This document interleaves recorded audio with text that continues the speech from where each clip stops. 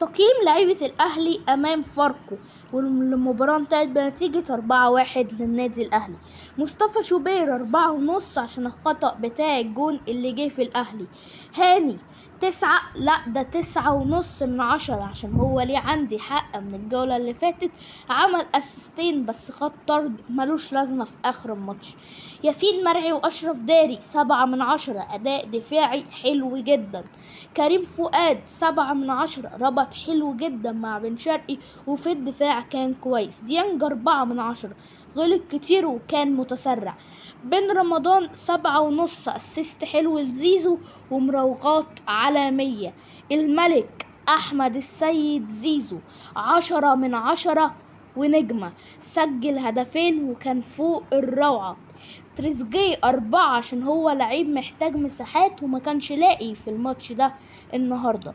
بن شرقي 7.5، أداء حلو وأسيست برضو حلو. ونيجي لراس الحربة محمد شريف 8 من 10، جول حلو وأداء كويس. وننتقل إلى البدلاء. كوكا 5 من 10، جراديشار 8 من 10، الراجل نزل وسجل هدف حلو، مجالوش فرص كتير بس أداء حلو.